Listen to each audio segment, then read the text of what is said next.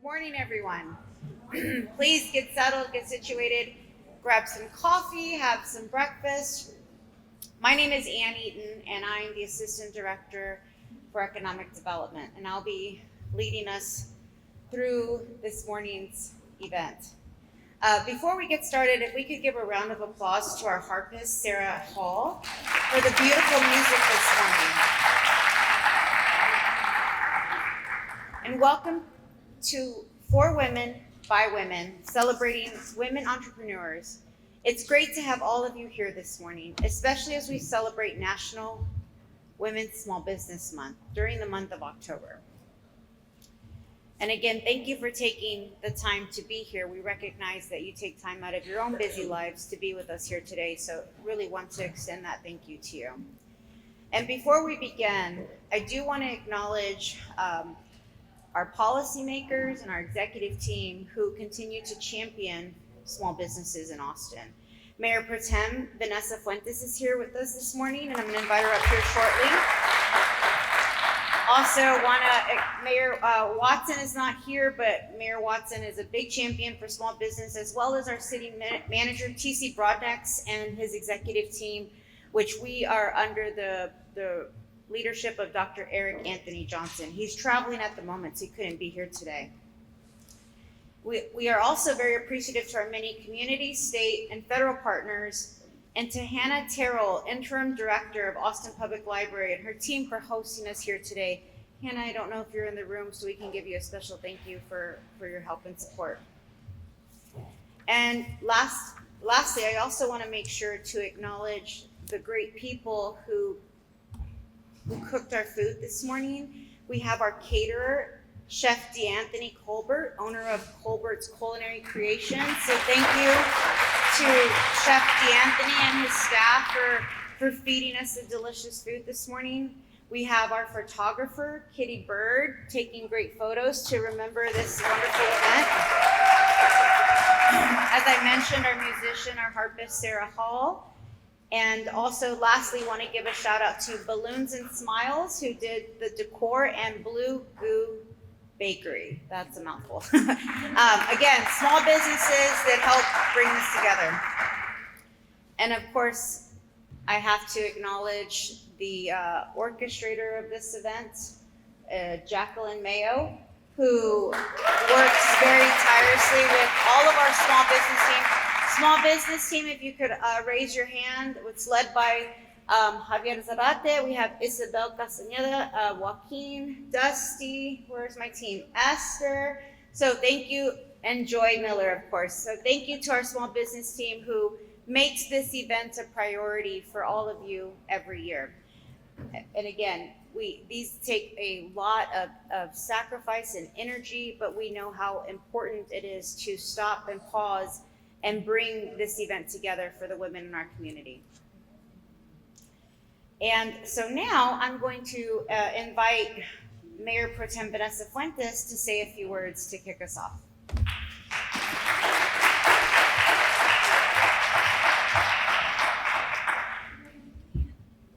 All right. Good morning, everyone. Buenos dias. How y'all doing? Very good. Good morning. First and foremost, I just wanted to share how thrilled I am to be here today with you all to share space in this uplifting event. I mean, just from the moment I walked in and saw the design on our name tags to what the little goodies that we have at our tables, the affirmation, it just really feels like an uplifting gathering. And I just want to thank the organizers of this event, our Economic Development Department. Thank you all so much for working hard to create this for us.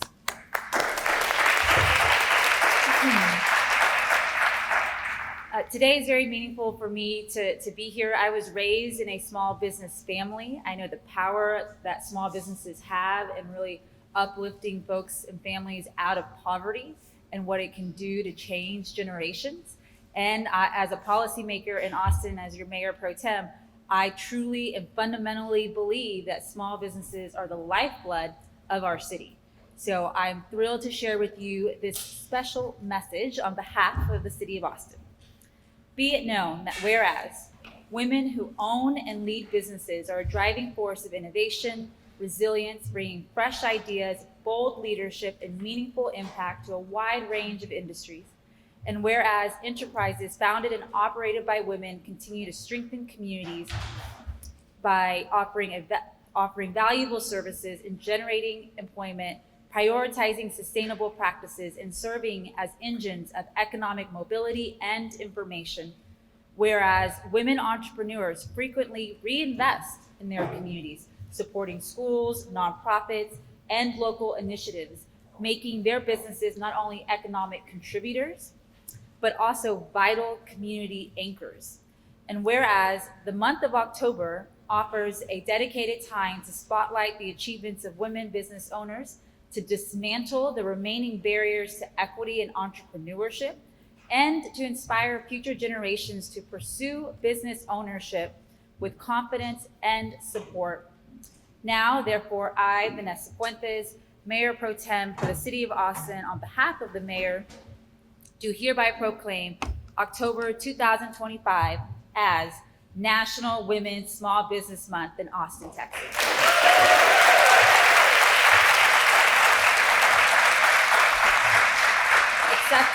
Accepting this proclamation is Ann Eaton, the Assistant Director for our Economic Development Department.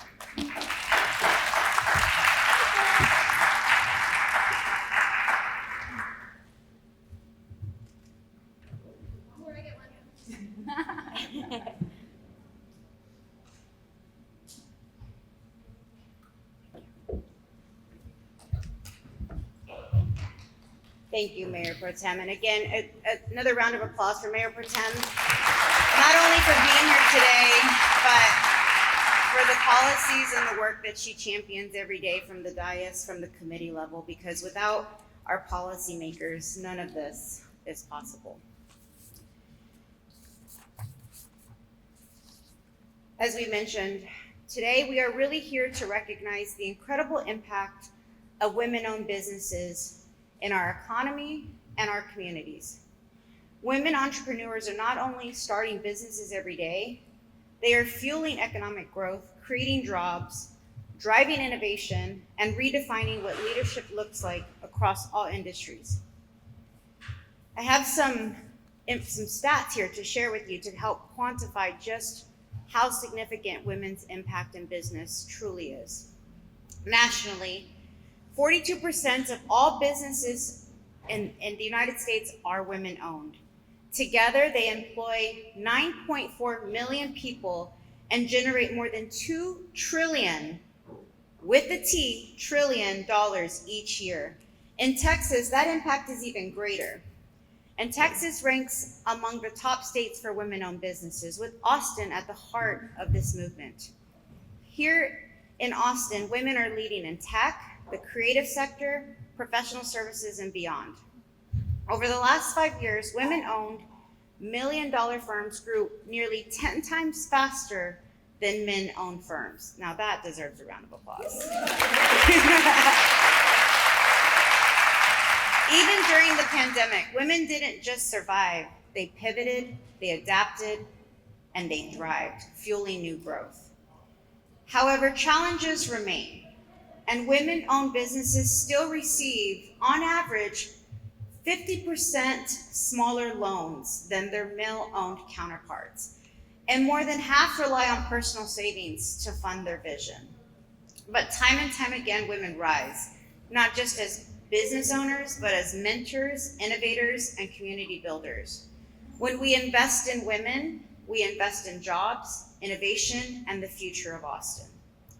So thank you again to the entrepreneurs, the mompreneurs, the solopreneurs who are out there doing it every day to make Austin a place for women-owned businesses to start, to grow, and to thrive. So now I'd like to welcome Jacqueline Mayo up, and she's going to introduce our moderator and kick us off with the panel. So thank you.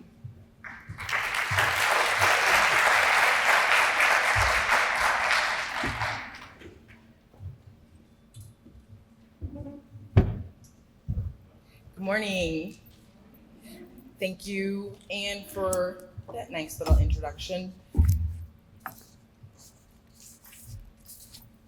Anne talked about the incredible impact women-owned businesses are making both nationally and in Austin.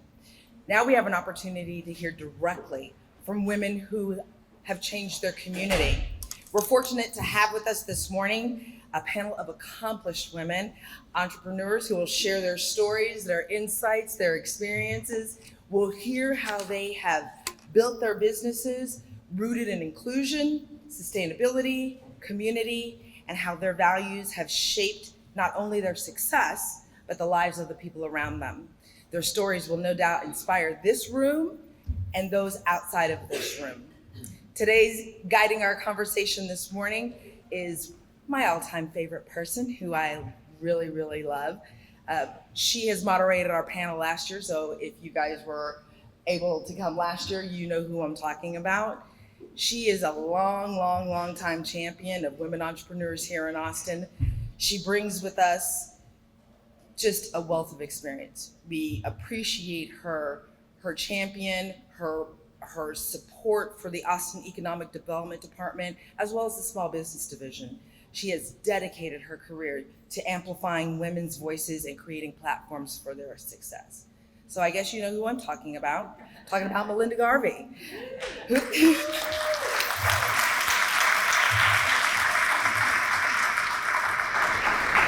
So Melinda calls herself a serial entrepreneur. That's a lot of mouth to say. It's either that or a serial killer. She founded her first company, Austin Women, 22 years ago, and she recently led this groundbreaking initiative, I want to call it initiative, where she brought on 9 diverse women to be partners in Austin Women, ensuring that the magazine's legacy is going to go on forever and ever and ever, and it will speak to every generation, every race, creed, and color of women who represent a business here in Austin. She also founded another business, On the Dot, which is a software as a It is a software as a service virtual platform, or otherwise known as an SAS. And her newest adventure is In Her Circle, which is a peer advisory for women scaling their businesses to and beyond $1 million. So it is my pleasure to introduce my friend of women and the friend of the Economic Development Department, Melinda Garvey.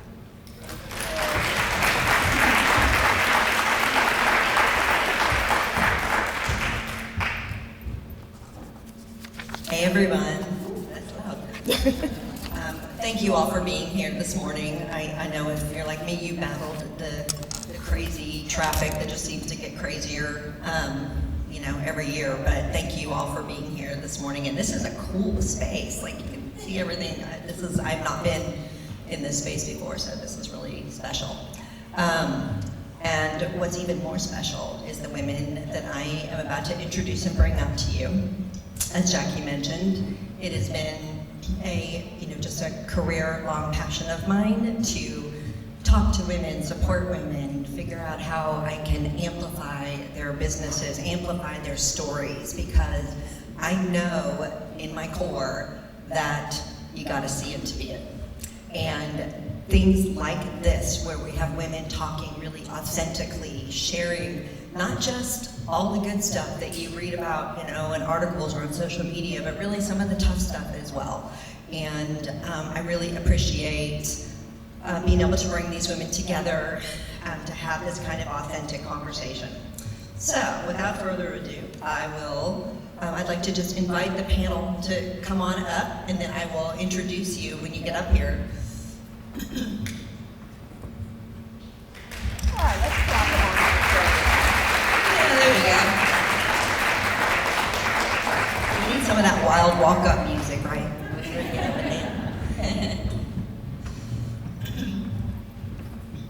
Excellent. Okay, so first, I will introduce the lovely lady next to me, Tara Godby. She is the CEO and co-founder of Teakeasy Teas.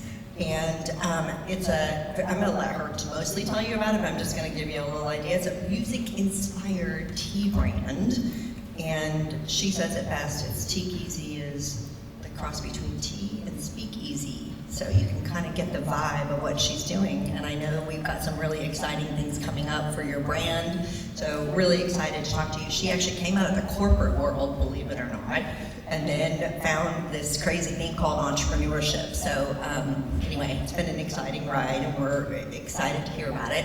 And she also is just an amazing member of our community. We talked about how much women give back, and Tara is absolutely one of those people. She sits on the board of SAFE, and I know you chaired the gala, and you do all, I see you everywhere. So, anyway, welcome Tara. Okay, and next we have Andrea Hernandez. She is the co-owner of Airstrike HVAC, and she is most famous because she won the 2025 Rising Star Award at the Austin Woman's Way Awards last spring. Her business has just skyrocketed in the last few years, and in no small part to her contribution and her passion for what she's doing. So we're excited for her to tell us all about that.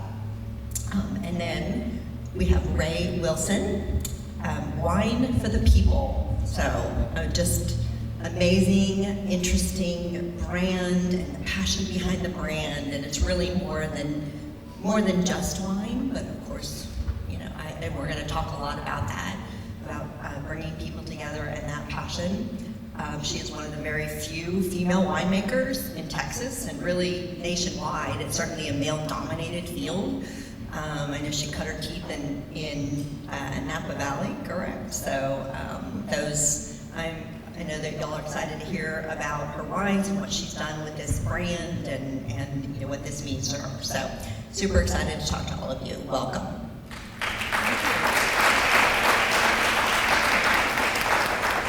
So as we get started, just so people learn a little more about you beyond the bio, that's what I call this, beyond the bio. Could you each just give me one little snippet of something that people may not know about you that's not on your bio? Just a little, just let's get to know you a little better. Tara? Sure.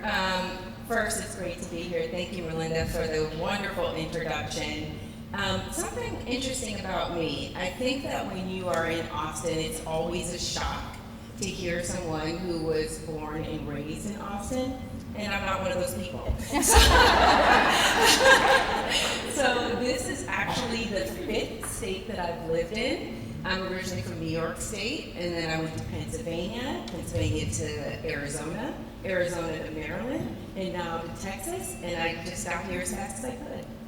That's awesome. You know, we need to have some kind of moniker for like born in Austin. I know I have a place in Galveston, and the whole BOI, born on the island, is a big thing. Like if people wear it loud and proud, they got bumper stickers. So we need some kind of like, and I'm not from Austin either, but saying I got here as fast as I could, but we need to figure that out. Maybe the city of Austin can put out a bumper sticker if you were born in Austin. Andre. Thank you guys for having me here. It's a true honor, and I love what you guys did with the space. Also not from Austin, not even from the state. I'm originally from El Salvador, so love being here and having this beautiful state welcome me. I guess aside of that, a fun fact, I have 3 dogs. I'm a proud dog mom, and they're my precious treasures, and yeah, they're just my babies. Hi, thank you for having me as well. And the work that went into all of this is very appreciated, and I'm honored to be on the panel. Off the bio, let's see, many choices. I would say the reason I got into this business was maybe not originally intentional, and I was a musician in my 20s, which meant that I waited tables and bartended.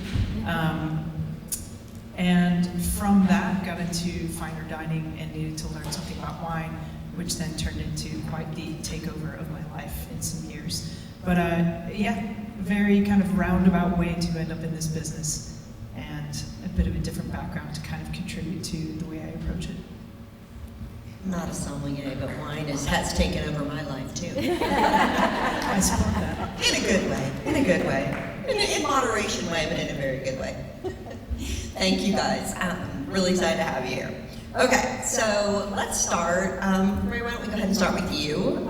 Let's talk about the why behind your business. business and really what motivated you to create something on your own, to take a leap from, you know, music and being in the culinary world to a wine business. I'd say a couple different reasons. One of the reasons is that the longer that I was in the business, the more I found it to be rather exclusive and kind of status oriented, and something that really seemed like there were a lot of walls to keep people out and not very invited. And I found that to be uninteresting and very unimaginative. And so I really wanted to build something that was like an invitation to everyone, where they could see themselves in this, because at the core of what I do, it's families and agriculture. There are very few things that are older than that, and it unites people.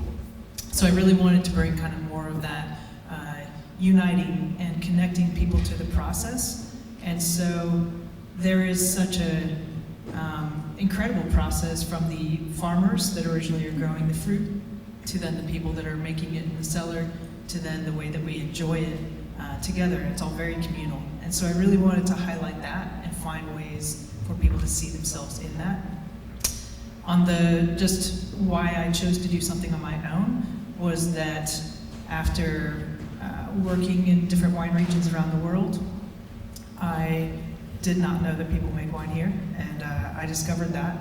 And little by little, the thing that's always kind of motivated me, I came from a family of small business entrepreneurs, very modest businesses, and I think that's always kind of been built into my brain, is kind of wanting to do something on my own, kind of defining that, and being able to kind of have both the freedom originally, and there is a lot of freedom in it, and then of course along the way you're like, oh my goodness, I'm wearing all hats.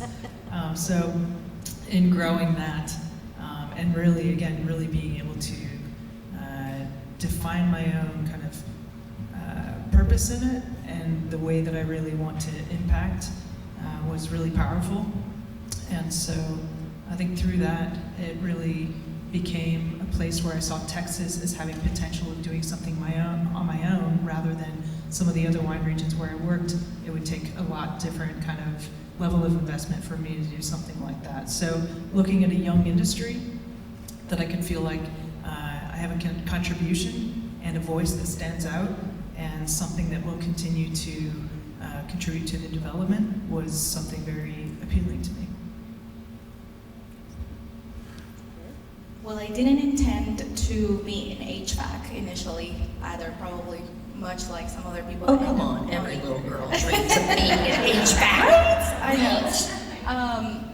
It was in the middle of the pandemic that I was trying to find a job before going to college. And I'm like, who is hiring? What are essential workers beyond medical field? And that's when I found myself being hired by a small business in HVAC. And I was the only woman in the entire business, aside from one other lady that came later. And I was the only Spanish speaker. So I was like the minority of the minority. And that's when I realized that I didn't need to wait for anybody to open the door for me or to create the space for me. There was already a need that we just hadn't discovered. So the why behind my business now is to show other people that not just in the trades, but potentially every industry, there's a need for them. And you're just there to discover it.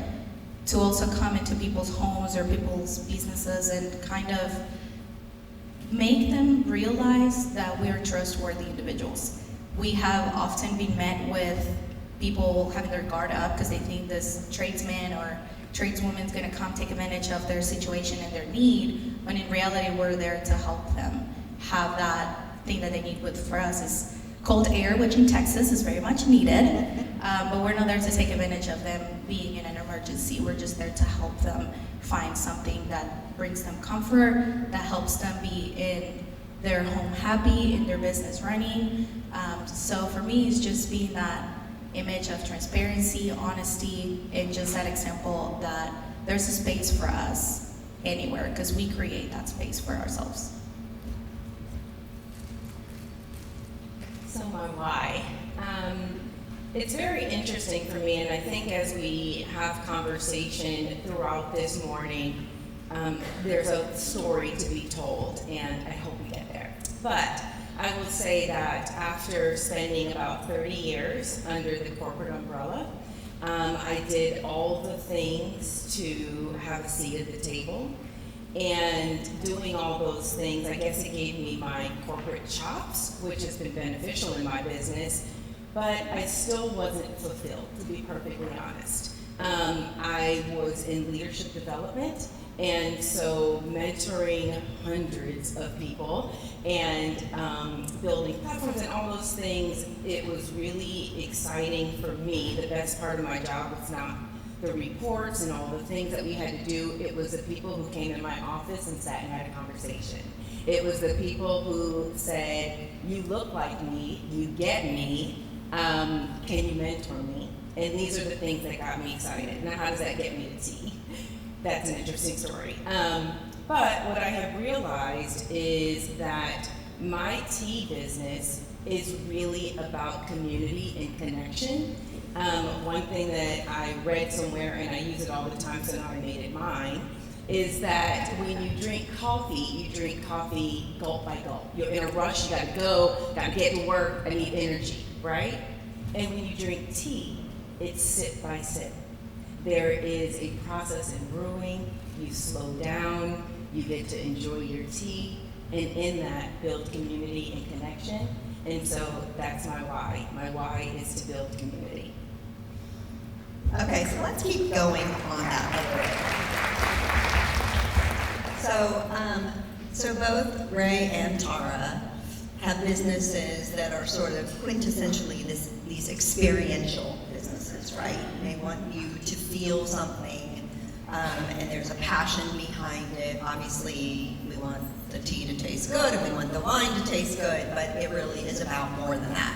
So I'd love for you, and if you just kind of want to continue on it, to talk a little bit about building a business that not only has to be profitable, you have to figure out all the hard things that every other business does, right? But also that creates this feeling in people, this experience where people want to slow down and take that time and really spend it with your brand. So let's talk a little bit about building that brand. And I know you've done some amazing branding things as well, which I think would be interesting to share. So go for it. So it's been a journey for me. So as I said, I started in my corporate space, and that was in leadership development. And I thought that's what I was going to do, so I went and got a master's certificate in coaching and did that for a while, and then I really started to think about that community piece. And so about 3 years ago, I started to I told my husband this a while ago, about a wonderful woman that I knew in Arizona, and she had a tea company, and she got into tea for medicinal purposes. She had cancer, and she's since passed on. But I would say to my husband, I would do this and, I would do this and he said, eventually, you should do it. And so that's how we got here. So it took us about a year for me to figure out what it was. So as Melinda said, my business is Teakeasy Tea. So it's tea plus speakeasy meets Teakeasy. So it's all of our teas are musically inspired. So you might find a Dizzy Gillespie, a Louis Oolong, a Georgia on my mind. You kind of get where I'm going, right?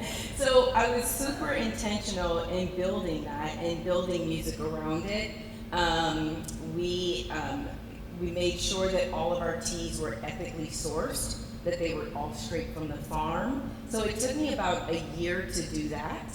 And so yeah, my whole idea is to bring an experience into that business, and I think that that's the most important part. I hope I answered your question. Absolutely. Right? Yeah, it's just like yours. Wine is very experiential.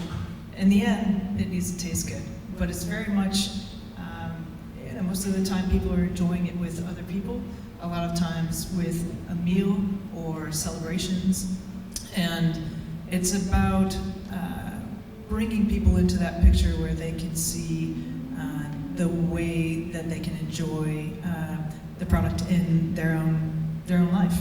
And so in branding, in the way that I then, as the head of the company, go out and relate to people, it's incredibly important. And then the experiences that we offer in ways for people to interact with the business. It's events that people can come and enjoy and experience that we offer that might be something different, such as I do tastings in the barrel room where I produce the wine, which allows people kind of access to behind the scenes, which I think even whether people are familiar with wine or not, they really see that as something very interesting that a lot of people don't.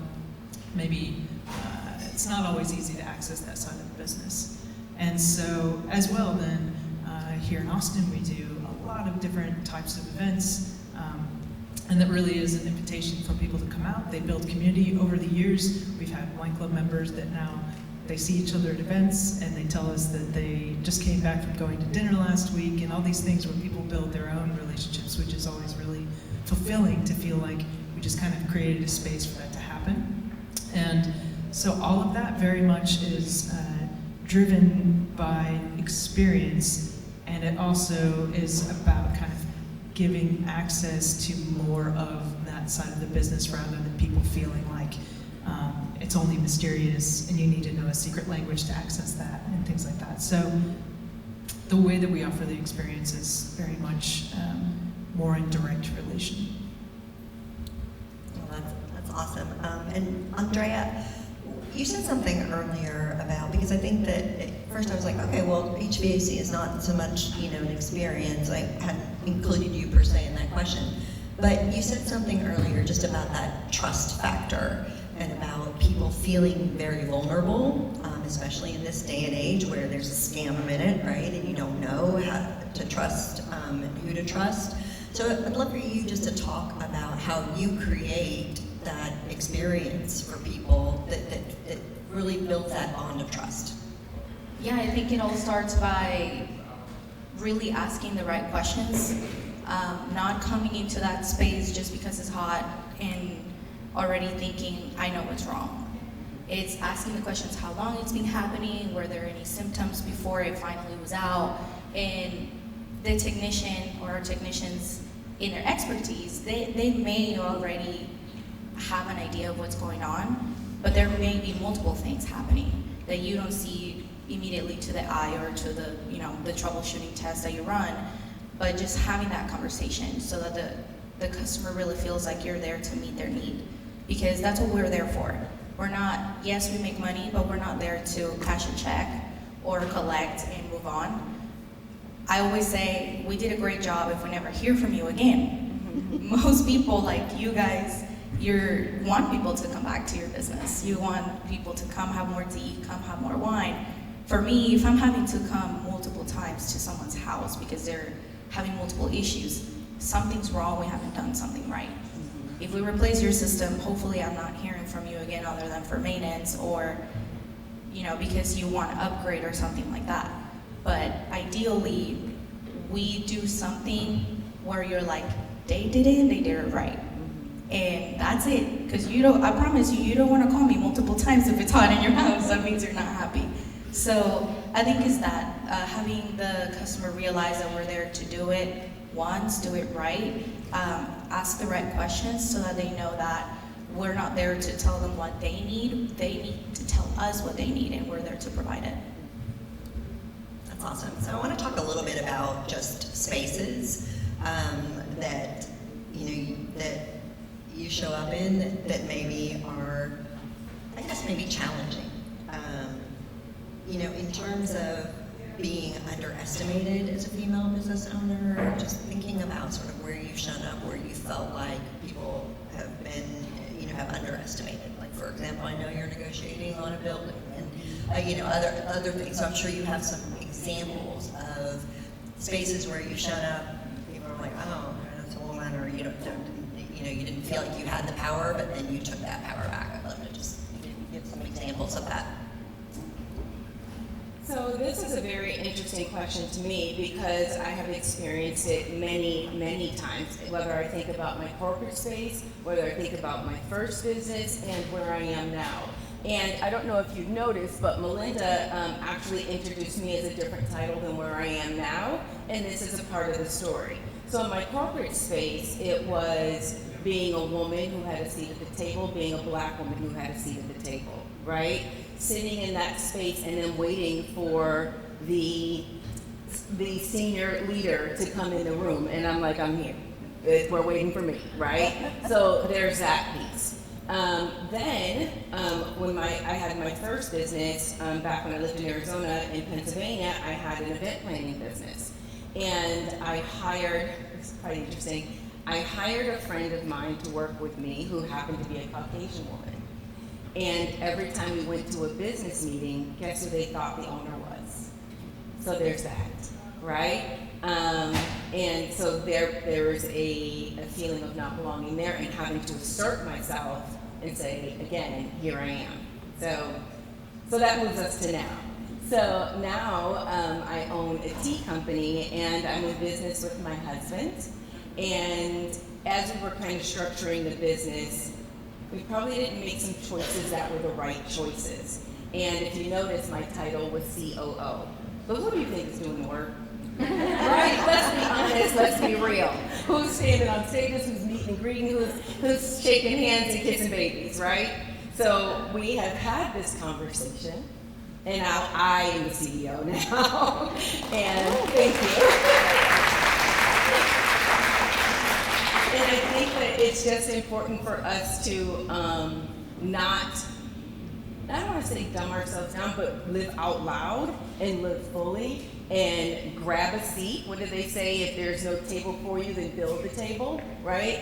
And I think that that's important. And I found that in so many spaces in my life, in growing through corporate to entrepreneurship, that it's a muscle that I absolutely had to build. And hopefully I'm flexing. I love that, and I think that that's such a powerful statement about it being a muscle that you have to build, because I think a lot of times we go in and we think, okay, I'm gonna go in there all powerful, and we flex that muscle, and then we get smacked down, and then we're like, okay, that didn't work, and we don't actually work at it. This is like long-term rehab, you know, you gotta get in there every day and be working that muscle. So I think that's a really powerful statement, because it's going to happen time and time again, but the more you flex that muscle, the more you work that muscle, the more you stand up in those spaces, the easier it gets, and the more powerful you get, and just that feeling within yourself. So anyway, okay, I'll shut up. Andrea. For me, I think it's being what I call is quiet authority. So kind of just standing behind the scenes, not necessarily try to be the loudest person in the room just to be heard. It's just waiting for the right moment to speak up. It will come. You need a lot of patience and observance, but I think one of the greatest examples happens multiple times when there's a commercial new construction project and there's a walkthrough involved. And I'm typically the only girl that's part of this walkthrough, and I'm Hispanic, I'm 5'3", I don't stand out. There's typically a lot of really tall, bulky, big men, right? So I'm kind of just in the back like, what are we looking at, guys? With my hard hat, my vest, and everything, and just waiting for the right moment to ask my questions. At some point, they will be done asking theirs. And when it's time, I'm like, what about this? This was not in the original scope of work. This wasn't in the plans. And they're like, who's asking these questions? I'm like, I'm here, I'm in the back, I'm short. And they're like, oh, that's right, let's go look, and let's go back and look at it. And they hadn't noticed it, but it's just being about detail-oriented, which women are great at. We notice details, they overlook things. And I'm like, it's okay, guys, I got you. And even better when it's an active building and it's a remodel of some sort, and there's people in the building and you have to be mindful of certain things. And my favorite part, when they need something from the women's bathroom. And they look around, they're like, how are we gonna get in there? And I'm like, what pictures do you? You're the drywall guy, what do you need? I'll go get your pictures for you. And they're like, finally, I mean, not that I wanna be acknowledged because of those specific things, but just showing how much we're needed. And beyond the pictures from the women's bathroom, the details and all of that. But just being quiet and being patient, because the moment to speak up will arrive. So it stands out a lot more when you speak at the right time rather than when you necessarily like interrupt people. There are times where you have to do that, but most definitely not. The time will come. Strategic patience. Yes. I like it. I'd say being in a very male-dominated industry and having, first as a sommelier, being definitely, just like you said, Tara, is coming to the table, speaking to guests, and they assume that, the gentleman there is the person to talk to, and they wonder what I'm doing there. And as well, I was a bit younger when I did that too, so having a baby face didn't really help. But beyond that, then coming into then the production side of the wine world, that was then very much never assumed to be the business owner, never assumed to be the winemaker. I mean, if we look statistically, even at California statistics, which are fairly progressive, women, like female winemakers, are around 9 to 10%. If you go to winemaker owner, it turns about 4%. So understandably, it is a very different kind of range of people that are typically associated and that people are used to seeing in those positions. But from learning production in wineries where I was the only female in the winery and the cellar, definitely assumed to know nothing. And at first I didn't, but it was also making sure that, I was going to work much harder to show them that I could do it, but also being open to being vulnerable. And it was scary.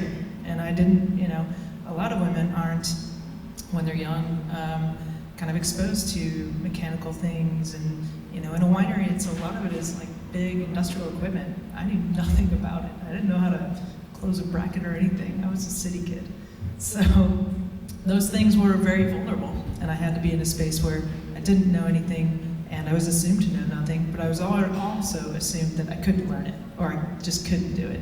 And that was where, well, screw that. Like, I'm just gonna do it. And so, I'll just take up my space here and you'll adjust.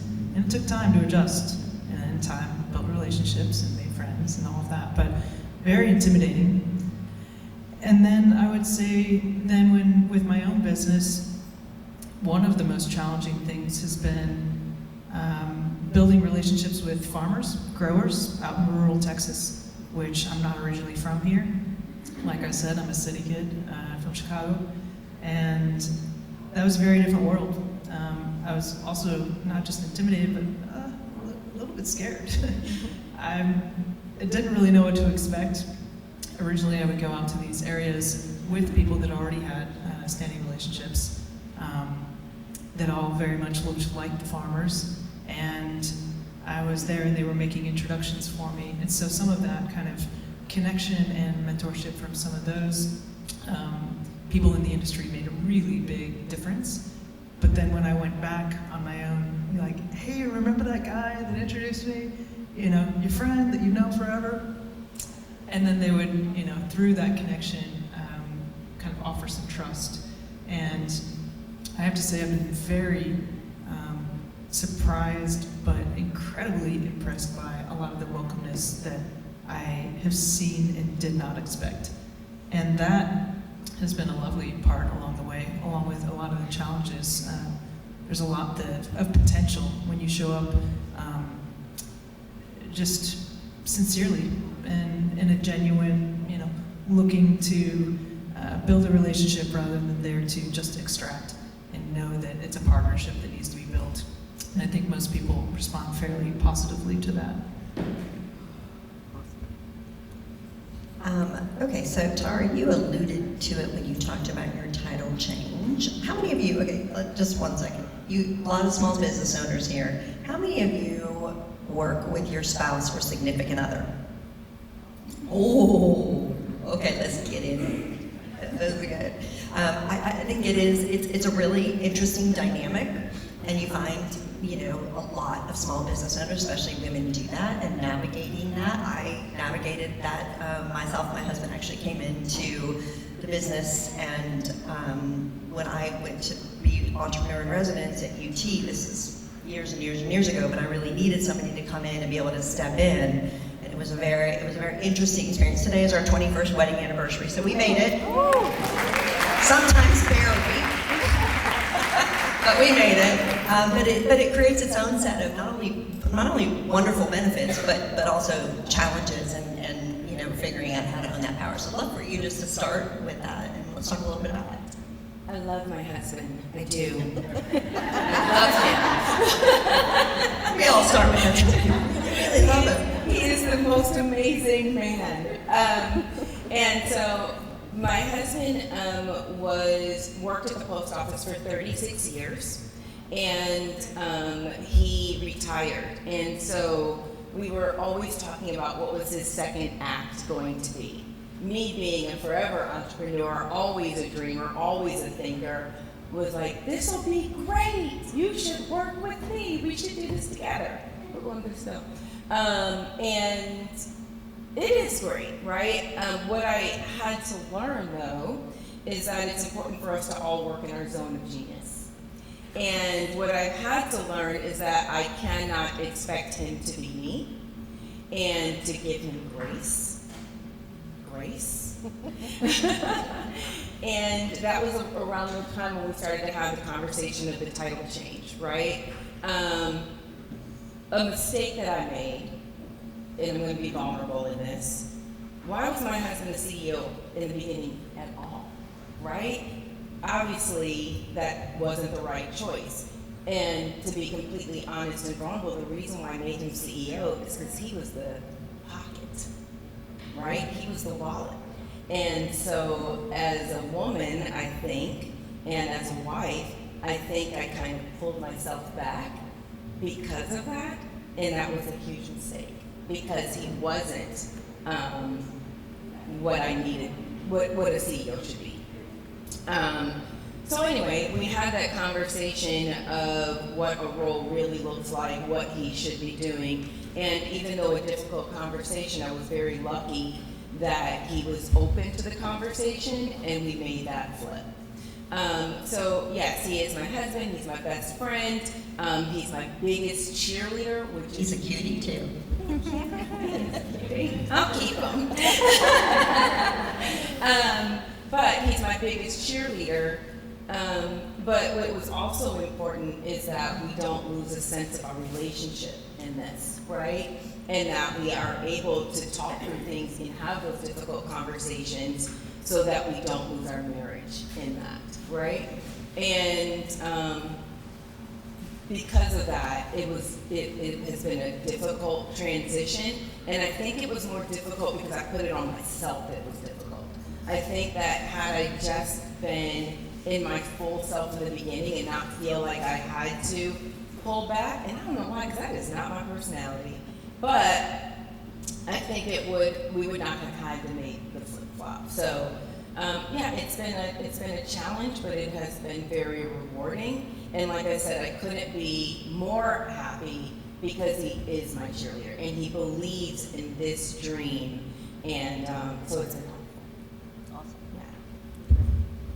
Well, for me, I think a little bit on the flip side of that, our relationship wasn't fully established when we went into business together. We weren't even engaged when we went into business together. So there were a lot of ifs. What happens if the business doesn't work? Is that going to affect your relationship? What happens if your relationship doesn't work? Is that going to affect the business? And believe me, we were told by countless people that maybe we should wait. How many people in this room have been told, maybe you should wait? Right? Probably more than once. But we realized that if you wait for the perfect time, it's just never gonna come. There will always be something that isn't right. Finances, the economy, the political climate, anything, right, could be changing. And you can't control those factors, but you can control whether you're start or not. And we decided to tune that out and to just lean into the trust that we had built between ourselves, and went into business. Had been dating for a couple of years, and after our first year of business, he proposed. And I was like, finally, I think I proved myself. But you know, he had already been telling people that I was his wife. I was like, I feel like we're skipping some steps. Because I had customers that would be like, oh, you must be his wife. And I was like, Oh, okay. Yeah, I guess words skip some steps, but okay. So a year later, he finally did it, and we've been, this month will be our 1 year anniversary. So we made it too. I'm very, very grateful for that. He is just my life partner, my business partner, and I think something interesting about that dynamic that we had to learn and had to figure out was when to tune off one relationship from the other. At what point do you stop talking about work? And it's hard because some of the best business conversations that we've had are in our pajamas about ready to go to bed. Maybe it's because we're delirious and tired, I don't know. But that's having one of our best business meetings sometimes. And at some point you have to shut it off and then get back to being husband and wife and watch a movie or, cuddle with the dogs or whatever. And vice versa, right? At some point you have to stop being lovey-dovey and you have to have the hard and serious conversations. And like talking about titles or responsibilities and such, and also figuring out how we call it like work Andrea, work Mitchell, and wife Andrea and husband Mitchell is kind of having like two personalities they have to switch on and off, because if work Mitchell pissed me off, he should still have dinner when he comes home, right? I can't punish him for that. And vice versa. If he left his underwear on the floor, I can't give him a hard job just as punishment, right? So I'm not so sure about that. it's a little tempting, I'm not gonna lie. Might have been guilty of doing it a time or two, and I was like, maybe, I'm sorry. So just that was a hard dynamic for the first couple of years. I think we have it down now. There's still learning curves. I'm sure when kids come, it's gonna be a whole other switch. God willing, it'll come soon, but it's something that you have to continuously learn and pivot. So it's not easy, but it's fun. Keeps life interesting, guys.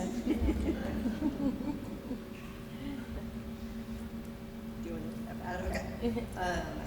Okay, so I want to talk a little bit about two sides of a coin. So we talk about success a lot, and I want to talk about those really those super proud moments, like that moment you're like, yes, I made it. I know that I've done this. Those real high highs, because I think that's super inspirational. But I also, on the other side, I want to talk about failure. If anybody ever hears me on a panel, you'll hear me say the F word. Maybe the other F word too sometimes. But really, I think it's super important just to destigmatize the world failure, right? Because we've all failed in some aspect, and we face it every single day as entrepreneurs. And as much as we know that mentally we have to park that somewhere and we have to believe in ourselves, we also know it's this looming thing, especially in a world that we live in now that's so uncertain in so many ways, and especially now for women. It's feeling like a little scarier again, right, for women and what we're doing, and it's more important than ever that we support each other, not only in those successes, but also in the challenges and the failures, and we talk about those things, and we wear those just as proud because they are learning opportunities. So I'd love for you all just to talk about, both sides of that coin. Where you want to start and just kind of talk about some of your highest highs and your lowest lows? Sure. I took my company about 2 years ago, almost 2 years ago, and merged it with another company. It was pretty much the only wine producer that I would have considered that with here in Texas. And I was very, I think it was a high because I saw another company that was larger than mine, considerably larger, see the value in what my company could bring to a larger kind of portfolio that they were starting to build. And so that recognition of, I knew the value in it, but it's always having, that just validation of someone outside who's professional and very successful in what they're doing, see that as well. And so in that, the other high about it was that coming from running a very small business for some years, where I wore all the hats, and for a period of time my partner as well, that then turned to a lot of shared services, where now we have a sales team and an accounting department and many other services that then took a lot of the things that were not my strengths away, where kind of like what you said earlier, focusing and getting to focus then on your kind of zones of genius. And those, have made me a stronger leader in my company, because I do still run the company, but along with these greater resources, it makes a really big difference. On the other hand of that, fairly quickly, when I merged the business, we had a tasting room here in Austin that it's kind of the story of many small business owners here in Austin, is that the lease came up, they wanted to increase it by a ridiculous amount, and so we needed to close that business. So the company that we merged with had this amazing property in Fredericksburg, which is a whole different world. The only place I've lived in Texas now for almost 20 years has been Austin, and this is my city. And so at the time also, my partner being part of the business and us taking a leap and her being willing, I had no idea what that was going to mean. So we took a leap and we moved to Fredericksburg for 1 year. We ran a tasting room there. It was in a challenging location, but the property was absolutely beautiful. So if people found us, they really, we could offer a great experience. But it was also, it had its challenges, and for many different factors. There was no one factor, but one of them was being visibly queer and not really being as accepted by a lot of people, and fairly directly. So that was, just part of that experience. So in the business side of it, in the end of that year, we had an offer on the property, and since we hadn't been the level of successful on that property that we had intended, we saw the offer as an opportunity to move on, make that change. But in the process of only 1 year, it feels like a failure, because a lot of people are seeing that. It's very, there's a lot of explaining and trying to also, there was a lot of positive. In a lot of ways, we were relieved, because that struggle of every day feeling like you're not meeting the goals that you want, and that's every day, gets really exhausting and it's challenging. And to do that and be able to come back to Austin in some ways was like this sigh of relief, because then we could kind of be in our, near our family and community again, and we love being back in the city. But on the business side of it, it was definitely just, humbling. And so that was a challenge, but also ultimately we feel like we're a stronger business now. And so that's where I focus, and it's always just moving out of that by not taking it as an embarrassment, but just owning it and knowing that that's part of the process of getting to a better place. And just to ask you a question about this, just because I think it's sometimes when we have these failures, we tend to kind of we don't really talk about it, and especially when we have public-facing businesses. I think we all know that. It's like, oh, everything's great, and it all looks shiny and nice on the outside. But what did you do personally to help you overcome that? Did you have sort of a tribe of women that you connected with that would really help you through it? Business people that you talked about? Did you just kind of gut through it on your own? What are some resources to really help you get through the challenging times and not do it alone? I know you had a business partner, but at that point, yeah. Yeah, I'm incredibly lucky to have some friends around me, close friends, that are also business owners, and that could understand that wasn't really, they didn't see that as a failure. Internally, that feeling is still something to move through, and I definitely, we go back and forth, because there were days where I just thought, oh God, what's next, And I would say also just, I read a lot, I listen to a lot of kind of business and self-development things, and I think in looking at that as an opportunity to kind of focus more on where I was personally, as well as had a very supportive partner, and we were going through that together, which made a really big difference. We both were kind of in that and talking about it a lot all the time. So all those factors made a really big difference, and it was truly a learning opportunity to kind of come back to focus on myself, learn how to move through that more easily and as a stronger person, and feeling like at the end of it, but the business is in a better place and I feel like I'm in a better place. Because that failure is just, you know, I can see it now. It's always hard to see in the middle of it, but I can definitely see now that it's an incredible opportunity, and it's an opportunity to develop and grow in a different way on many levels. Thank you. I really appreciate you sharing that. And Andrea, you've kind of been on a rocket ship. I mean, your company has been growing fast. You are just, so I'd love for you just to, you talk about your highs and like, you know, what have you been stumbling on along the way?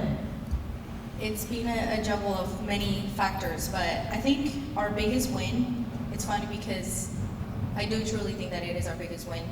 It has nothing to do with money, it has nothing to do with the business or the profit, but it has to do with helping one of our repeat customers and families beyond their HVAC needs. They were a returning customer. We had been to their house, their first year business had a very small issue. Year and a half later, they reached back out. And I don't know why my husband's still impressed with this, but I have a great memory. And I was like, oh, ask them how their baby is. Their daughter was 32 weeks pregnant when we came, and that's why they really needed us, because they're like, we have a 32 weeks pregnant lady here, and it's hot. And he's like, they had a baby? And I'm like, yeah, just let me know how they are or whatever. And he gets there, and they were in a very different position in their life than they initially were when we first visited them. They had had a house fire. Their dad, like the actual mom and dad, and their daughter was pregnant, but their grandpa, I guess, in this scenario, had passed within the last 3 to 4 months. So they had lost partial income, and they had had that house fire. It was an accident. They were having issues with the insurance because the house insurance was in the name of the past man, and they were just having issues with all of that. So their house was not great, you can imagine, with a 1-year-old and all of those things happening all at once. And of course, air conditioning goes out. And this time around, it was something major. So my husband walks out and calls me, and he's like, we need to do something. I don't know what we need to do, but we need to do something. And I said, okay, let me figure it out. Let me call people. And we were able to work with our manufacturer to get them a free unit, so they didn't have to pay for equipment. And my husband did the job at no cost. I was able to call with a nonprofit that we work with, Project Promises. They help local heroes and local like first responders and stuff like that. If they have an emergency like that, they pay for it. So they were a veteran family, so they were able to get them their kitchen entirely redone at no cost, because the nonprofit was able to figure out counters, the ceiling, all of that completely new. And it was all because he noticed something and wanted to do something about it. And we came back and I said, we want to help out. We don't know in what scope or to what extent, but is it okay if we take a look? And they had that trust. Going back to that, they were like, please, if there's anything you can do, free material, free paint, whatever, we'll take it. We'll paint it ourselves. We have some brushes. And I was like, they didn't understand how much we were trying to do. I didn't want to promise and under-deliver, right? So we did the opposite. And she was like, how much is this going to cost us? Can we finance it? And I was like, no, ma'am, this is entirely free. They will take care of it. And I mean, she burst out in tears and was like, you hear about these things happening, but I never thought this would happen to us.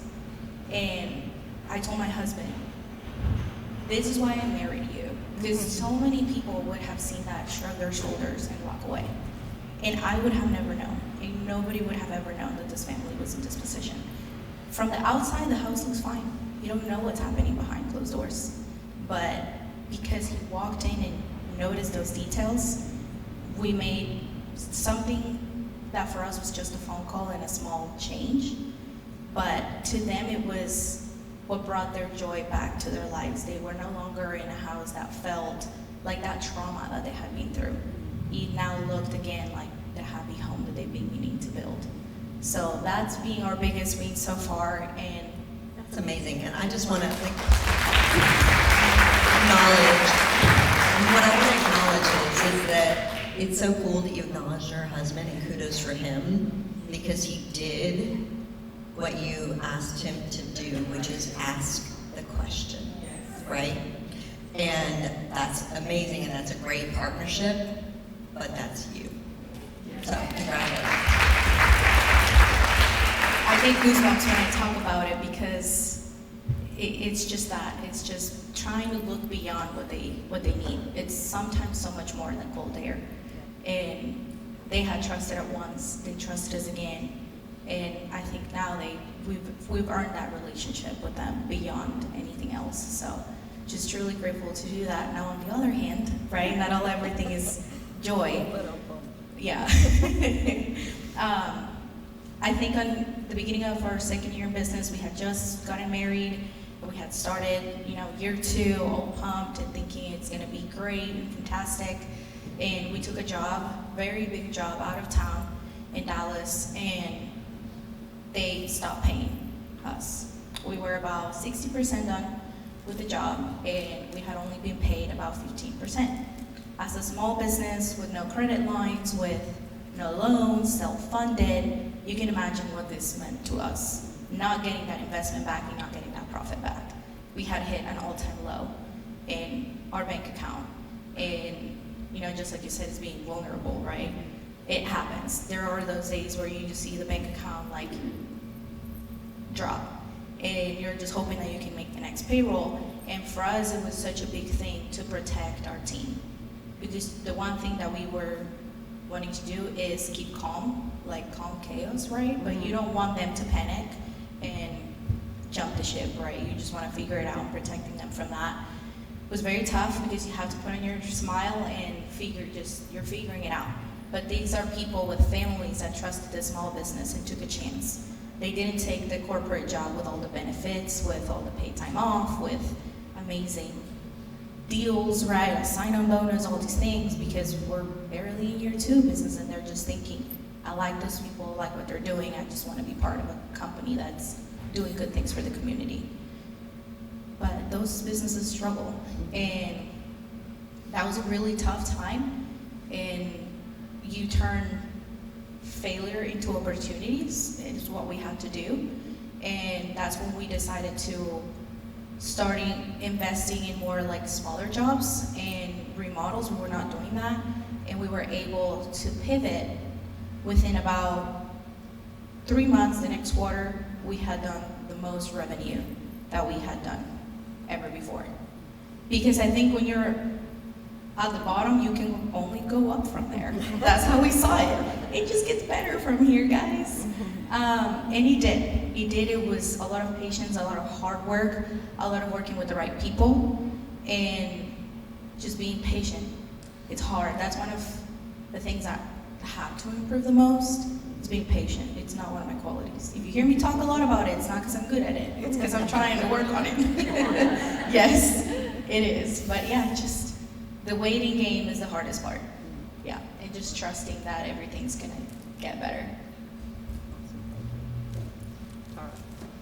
So when we talk about wins and losses, failures and growth, this is where I want to kick my shoes off and have a conversation, right? This is where I want to tell you the whole story of what happened and that sort of thing. So earlier I kind of alluded to the fact that I had 3 businesses before, I think I said that, and I was in business with a friend of mine. And I lost that business. Not only did I lose the business, but I lost a friendship. And that hurt a lot. And I didn't think I was going to recover from that. It was just very difficult. But what I learned in that was that my vision is not somebody else's vision. My dream is not somebody else's dream. And just because we're great friends doesn't mean you should be great business partners. That's the first thing. So I had another business, it was good, and now I have my tea business. And in my tea business, I hit a really rough patch. We thought we were going to move into a brick and mortar space, and it didn't work out the way we thought it would. And I thought we were going to pivot and do one thing, and my husband's, as we're having our weekly business meetings, because we do that, We had our weekly business meeting. Just right out of his mouth, he said, "No, we're not going to do that." And I was crushed. I was crushed and I was upset because this is my dream. And I was just so devastated. And then I came to me and I said, just because it's my dream doesn't mean it's your dream. Just because we make great relationship partners doesn't mean we make business partners. You see what's happening again? And I said to myself, God, I thought I learned this lesson 10 years ago. But here you are showing me again that great relationships don't always make great business partners. So it was a failure again. And what a lot of people who may know me in this room doesn't know is that in that time, I thought the tea business was over. I told my husband, give me 30 days to mourn the loss of, I'm getting the tear out. I told my husband to give me 30 days to mourn the loss of our business because it was that important to me. And so I sat back, and I mean, my two besties know this. So I sat back and I was going to close the business. But I had commitments like this in Texas Conference for Women and all these other things that I had to do. So then I started to use ChatGPT, like what's my exit strategy? How do I close my business? And in that 30 days I sat and I cried and I wrote out all my thoughts. And in that 30 days, it came to me that I shouldn't close, but I should pivot. And that's where we are today. So, I'm sorry I'm saying so bold. So, what came to me was that instead of opening up the tea lounge, which is what the plan had always been, was to open up a tea lounge, instead start slower and open up a tea retail space that has a lounge element. And I don't think that would have come had I not been pushed into that and been able to sit back and be quiet and be still for 30 days. So the loss was the business, the first business. The loss was the fear of losing the second business. And the win was learning to trust, sit back, be vulnerable, pray a lot, cry a lot. And then it came to me to pivot, and then that's the win. The win is that in February, we are opening up our first brick and mortar, and so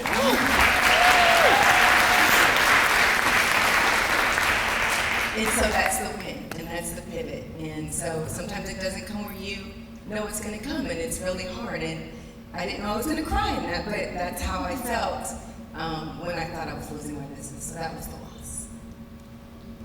Okay, y'all, I think this is like mic drop.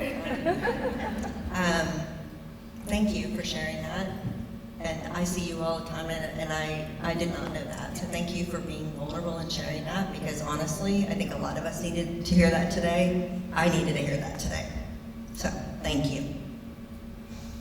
Okay, so I want to make sure that we have time for questions. We have about 10 minutes left. Anybody in the room have a question they would like to pose to these fabulous women? I got plenty more questions, but we've got one here. Did any of you ever feel a period of time where your revenue wasn't high enough for you to be able to pay yourself? How did you get through that? Let's be honest, I don't pay myself today. What are you thinking, people? So yeah, we are building and trying, and I had an employee, and for me, paying my employee is the most important thing in the world.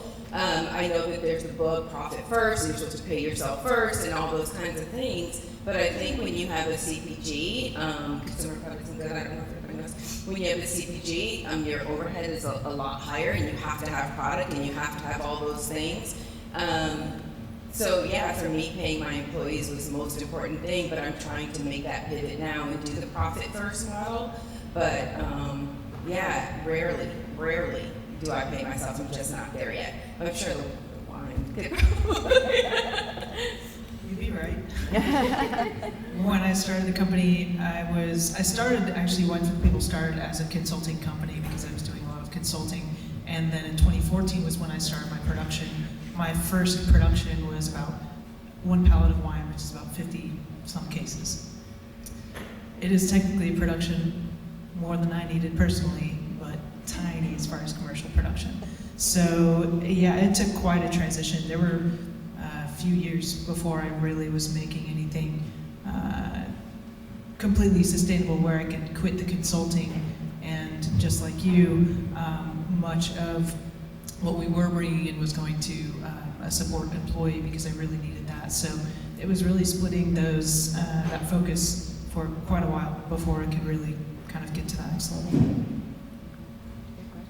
For me, it was finding another source of income at some point. Easier said than done. At some point, I was just pet sitting for friends and finding something that I could do in a way that I could multitask. So sometimes it was staying at my friend's house and, you know, making a few extra bucks whenever they were out of town, and I would bring my laptop and get some of my business work done. So finding something that you enjoy. I love dogs. I said I have 3 dogs, so I was like, this is easy enough.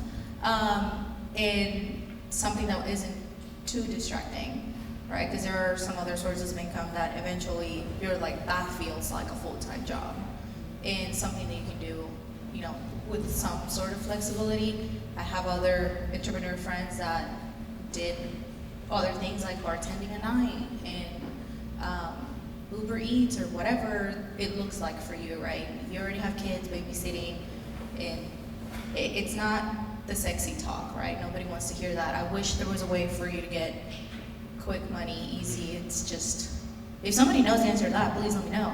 I haven't figured it out on my own yet. Yeah, and for us, one of the decisions that we made with my husband was to not try it as long as we could to not pool a loan, just because the interest rates were not helpful to us at that time, especially with where we were at. So he is also still in the military, he is in the Army Reserves, so he had a little bit of income from that coming in when he was on duty, so that was a little bit helpful in minimizing, you know, all of our bills. We didn't have a big wedding, so stuff like that, just the sacrifices, and they come back later, like the reward comes back later. I would add really quickly, just that in my situation, it really helped that they were related, that the work was related, because one fed the other. So I think when those, if it's possible to do something where it is related, my work as a consultant was building more customers for my production. So that was unique in that, and so I do see that kind of when they can fit together more and one can feed the other, it helps grow the one that you're hoping to grow to that different place. I personally really appreciate that, simply because I think we don't talk about those things.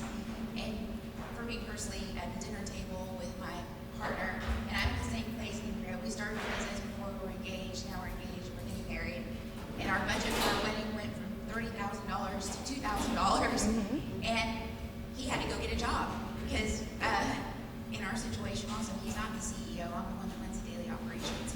And you sit back and you think about the people that you're employing and the lives that you're changing. We have a payroll of 35, and everybody else gets paid. And it's just hard to think, how do you get through that? And I wanted to make one more comment, because I think this is really important too, and that is share with your community that you're struggling. In my business, I have the opportunity to talk to the people that I serve every day. And when I have shared with other people, hey, can you tell your friends about us?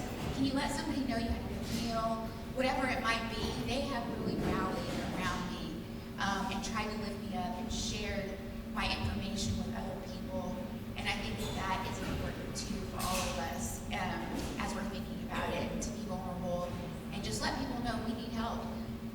We're trying to do the best that we can, right? And so sometimes you need your community to help you with that. That's beautiful. I so appreciate that. And yes, there's so much power in community. And I think this is where we talk about having audacity and believing in your dream. And just remember that it takes years to become an overnight success, right?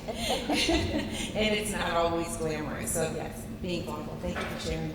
And one thing, I know we have a couple more questions. I see a question here, but I want to just, I'm going to kind of take this time just to make a note on, I love the fact that You talk about just being in community, talking about it, right? Just say it out loud, talk to people about it, find a posse to talk about those things. People have ideas and just brainstorming, and if nothing else, it really just helps talking through these things. And sometimes it's really scary to say out loud, so thank you for being vulnerable and for saying that. The other thing that I would say is that a lot of times as entrepreneurs, especially in those startup years, we're kind of just feeling our way along, right? And we're just doing and going and doing, and we're not putting those foundational pieces in place. Really planning, really understanding our financials, looking years ahead and like what that looks like to scale, what it looks like to be able to pay, what do we really need? And I just want on your tables, there is a little sheet that talks about an Accelerate Her program. It's through Texas Women's University. And there's a QR code. We are accepting applications. I actually run that accelerator. It's a 15-week program that starts in January. It is completely free. It's actually funded by the state to help female entrepreneurs. So if you are in the startup, this is an amazing program to really, those foundational pieces to really get you to stop and work on your business rather than just in it all the time and being on that treadmill. So I encourage you to apply. Last year we had a cohort of 9 incredible businesses, and it was really, really powerful.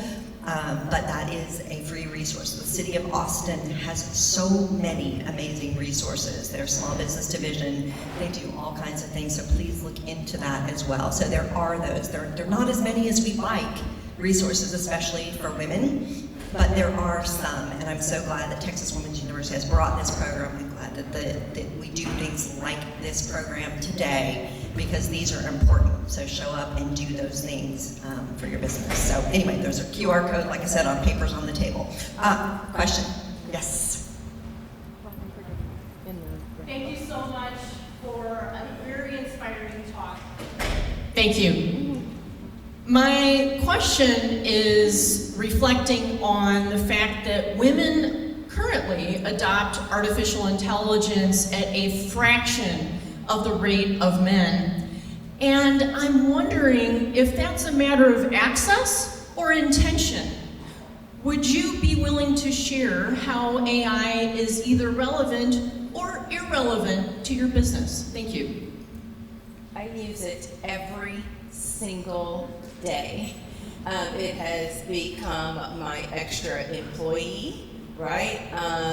And I think I'm learning every day that I'm not using it to its full capacity. And I mean, I don't know if we will ever use it to its full capacity, but I'm learning every single day new ways to adopt it, but it has been extremely beneficial. I will say just yesterday I was looking for what POS system I should use, and I was asking, compare this is what I'm doing, and I think that we shouldn't be afraid. I mean, it's been here forever, it's just becoming more mainstream. And so yeah, I use it every single day. Would I love to use it more? Yes. If you could teach me how to use it better? Yes. Okay.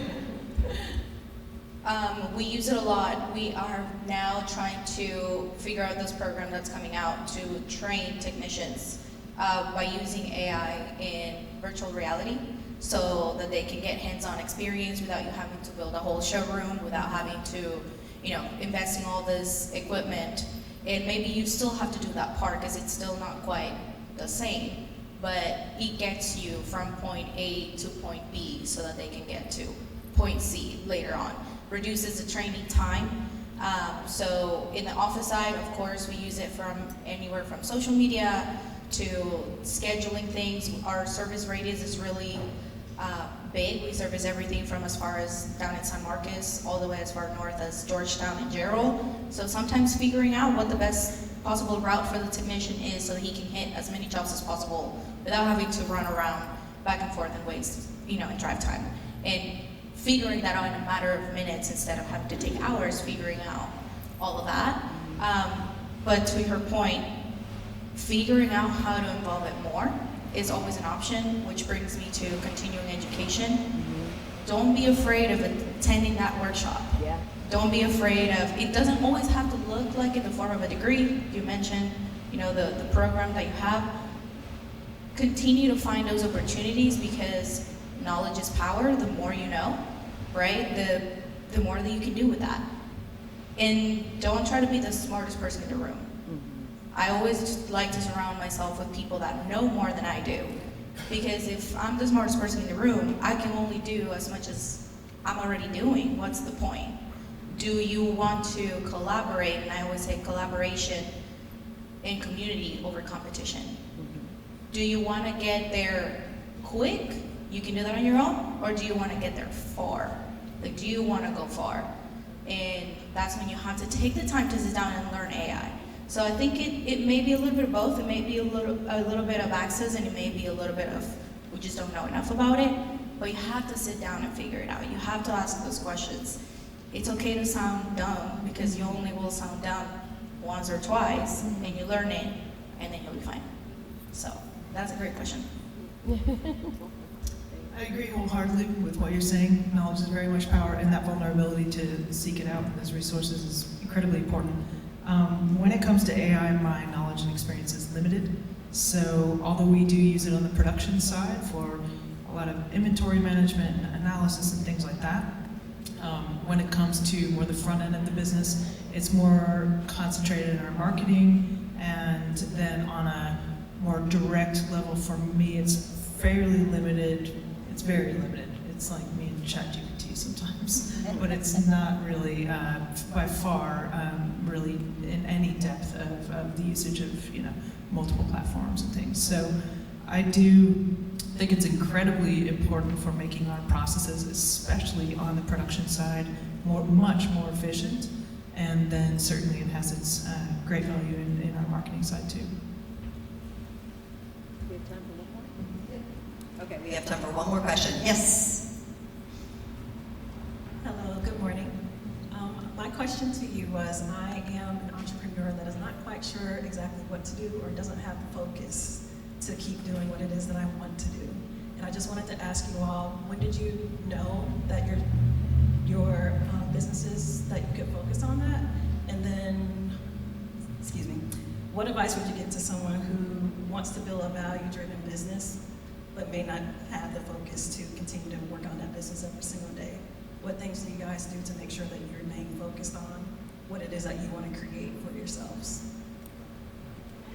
I know we've said it a million times before, but community, community, community, community, right? Surround yourself with not just like-minded people, but people who will inspire you and push you. That's one of the things. Also, coaching is very important. I was in leadership development forever, and I also have a master's certificate in coaching, and that was really helpful. The other thing is that when I was in my corporate space, I was almost divinely moved to leave, right? And that's how I knew it was my purpose and passion to do something different. And so you will feel that uncomfortable. When it gets uncomfortable, follow that, right? If you're feeling in your gut like this ain't it, because it ain't it, right? So I would say all those things, but it's really important that you speak, or you have people around you who speak life into you, because it's so easy for people to talk you out of it, and people talk to you based on their own limitations and beliefs. So if you can find a group of people who really support you and help pull it out of you, that is going to be absolutely key. But the fact that you're asking that question is telling you your answer. So believe that you know it, okay? I want to say also, be intentional of your time. It's okay if it takes time for you to get to your goal. There's no timeline on it. You set that timeline. Nobody says that you need to be successful by the end of the year or next year, but just be intentional about scheduling some time to dedicate for that. Maybe right now in your lifestyle, it looks like once a month. For an hour, you sit and you work on your business plan and your marketing or your logo or whatever that looks like. And eventually that an hour a month turns into an hour a week, and an hour a week turns into a whole day a week, and then it suddenly becomes your full-time thing. So you said it, and it was, nobody grows overnight. It takes years to do that. So it's okay, your timeline is yours, but just be intentional about it. And the patience, again, patience. But yes, doubling down on community for sure. finding a mentor and somebody who will also call you out. It's hard to find somebody that will just, give you some tough love. I needed that. And yeah, so just find somebody that's gonna be like, girl, get on it. Right. What do you mean? This is your Friday, you do an hour on your business. And doesn't pull you away from your goal, but pushes you there. I don't know that I could really improve upon both of those answers. They're excellent. I would only add to it that what you're working toward, as long as it's something that, just like that feeling in you when you know that uncomfortable feeling that you know you need to get to that other thing, that next place, make sure that that other thing is something that fills you up. It doesn't feel like a chore when you're dedicating time to working on it. It needs to be the thing that makes you feel fulfilled, and it's not taking, not that you only find fulfillment in that, but just that it's adding to your life and feels amazing when you're doing it, rather than something that feels like it's a task or that it draws more from you than it gives back. Yeah, I think that the concept of just taking the time to work on your business, and I know that seems like, oh, of course I work on my business, but if y'all really were honest with yourselves and really thought about it, think about how much time do you actually spend working on and thinking about like this, looking forward, rather than in it, trying to do all the things. And you'd be surprised if you're really honest with yourself. We spend very little time doing that. And I always say, I'm a huge proponent, just write it down. It doesn't have to be a Harvard Business School business plan, fancy schmancy, but writing it down, your vision, what you see in the future, what does it look like 3 and 5 years from now? What is it, how do you want to feel? How do you want your customers to feel? Who are just writing all those things and really identifying that will just help you bring into focus. And then when you get there, sometimes it's like, this is not what I signed up for. And that's okay too. Trust me, I built a software company and I was like, what in the heck did I do? Like I say I stumbled backwards and heels into software, and I did it and I'm proud of it. But dang, I was glad to get out of it because I am not a software girl. And sometimes you just, you learn those things the hard way. So being honest with yourself, being in community, I love that. So thank you so much. Thank you all of you for being here. Thank you all for being so vulnerable and transparent. Appreciate you, City of Austin, for having us here and for championing women. We really, really appreciate it. All right, thank you, and we'll see you next year.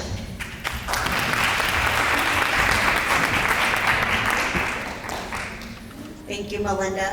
Again, another big round of applause for our panelists. If we can get a great photo of all of you together, we have our photographer here for all hands stand. And while we're doing that photo again, thank you just doesn't seem enough for them showing that very much. I don't have a check to give you if I did. But the humanity and their struggles and their experiences and their wins. On behalf of our department, again, we'd like to present you with some flowers for the token of our appreciation. It's not a check, but they're pretty. Thank you.